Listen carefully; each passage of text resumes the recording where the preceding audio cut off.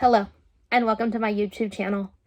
My name is Evelyn, and if you don't know me, I'm a junior high teacher. So my students have found that I have a YouTube channel, not that I post much, but have asked if I would do a question and answer session for them. So they have been sending me anonymous questions, and I'm going to go through and answer some of them today. If this bores you, click out, that's fine. First question, how was your day? My day is going well. It's been a good day. Don't know what to say. Love my job, love my students. Life is going good. What's your favorite song? Okay, it's kind of old, but it's by Stella Artois, and it's called Me and Jesus.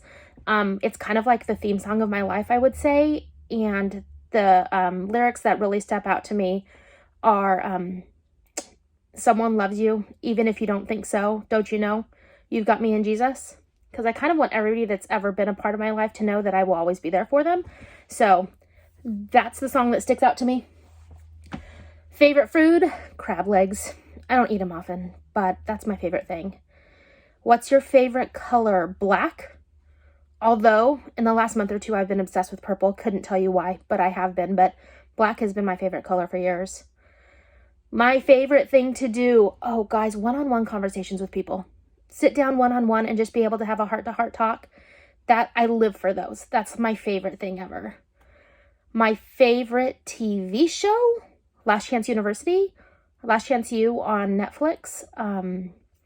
Yeah, just going through and watching all those junior college football players trying to make it, seeing their hearts being crushed because Division I didn't work out and having to start over and just seeing them push. Yeah, that would be it. Are you a dog lover? Why or why not? I like dogs. I really do like dogs.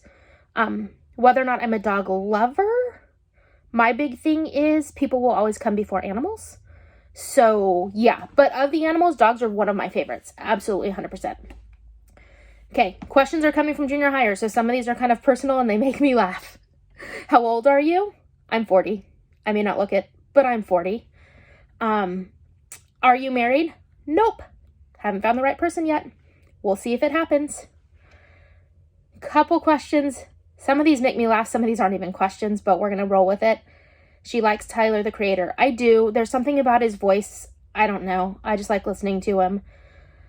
My sister said you know her friend, Ian Jernigan. Yes, I do. I know the Jernigan boys. I spend a lot of time with them. I was actually on Snapchat with him last night. Would you want me to do a Mama T graffiti? Yes, Mama T is one of my nicknames, guys. Any artwork that you do will end up on my wall in my classroom. I have a ton of it. I have a whole wall full of stuff like that and pictures. So if you draw something for me, it'll go up in my classroom. This always makes you laugh because I always get questions like this. Is Brian your favorite student in 5th period? Brian makes me smile every day. He really does. I'm glad he's in my class.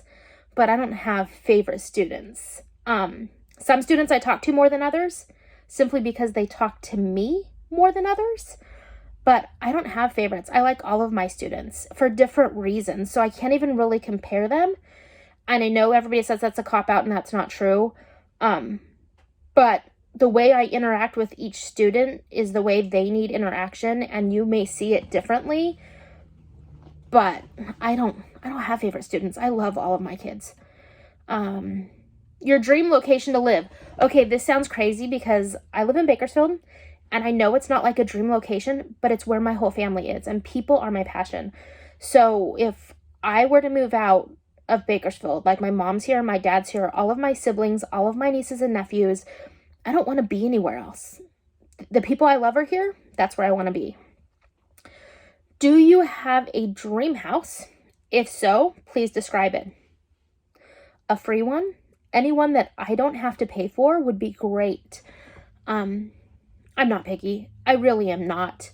If I could use my resources that I have to help other people and not pay a mortgage, that would be nice. But I don't really, I find a way to be content with what I have. Let's just leave it there. This was quite a creative question, and I'm impressed with whoever asked it. What dish have you made for the first time and it came out good and it surprised you? Pozole. Okay, I had never made it before. Nobody in my family's made it. Like, it's not something that we really eat on a regular basis. And I decided to try it out and it was delicious. And I still make it. So yeah, there we go. Most embarrassing story. Okay. I was in junior high, so some of my students may be able to relate to this. My brother is 2 years older than me, and my soccer team and his soccer team went to a soccer camp together. So it was like all of my friends of my age and then all these boys 2 years older than us. And I had the ball. I was going straight towards the goal. I went to plant my foot to shoot the ball, and I was in mud, and I slipped and fell flat on my back in the mud. Quite embarrassing. Quite embarrassing. If you weren't a teacher, what job would you have or do you wish to have? Okay, so this plays into that. I like to watch Last Chance U because this is like hit it for me. Before I started watching that, I'd probably say maybe a social worker. But the academic counselors that work with football players or athletes in general, I would love to have that job. So if you watch Last Chance U and you see that counselor that like kicks their butts and gives them pencils and does stuff like that, that would be my dream job. Legit, that'd be my dream job. Okay, now we're getting into all the teacher stuff. Well, for the most part. You want to know what life was like growing up? Life was good. My family is great. My parents are amazing. Growing up, it was me and 2 brothers, one older, one younger. We got along well. We didn't fight a ton. I'm sure we fought, but like nothing that comes back to memory. We really got along well. My little brother is deaf and he doesn't hear. He was born that way. And that plays into me answering the next question. So that's kind of why I said that.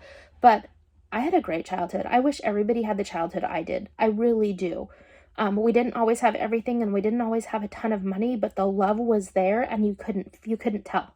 Like I didn't know that the activities we did growing up, we did because we didn't have the money to do. Others would have never guessed. Found that out later in life. But then the next question is what got her to be a teacher today? And then somebody else asked that too.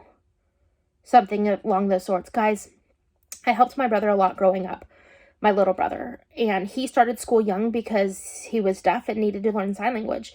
So when I was in kindergarten, I used to go with him to school because my parents didn't like him going to school alone. He was like 2 years old maybe. And I used to go to school and just help out with him. And from that point on, I wanted to be a teacher, but I was like in kindergarten. So I would go to school in the morning with him. And then I had afternoon kindergarten at my school. And I just knew from there, like I wanted to be a teacher. So this is my dream job. I've wanted to do this since I was in kindergarten. How long have you been teaching? I think I'm at year 13. I've been in different places, but year 13. What got you interested in teaching? That's what I was just touching on. My brother, helping out my brother with his schoolwork, helping out at his school. I just knew. And I never questioned it. I never changed my mind since kindergarten. Like I knew this is what I wanted to do. What led you to become a science teacher? I originally got my teaching credential to teach elementary school. And I have worked in elementary schools and I liked it and I loved the kids. But I eventually got a job in court and community schools working with high schoolers.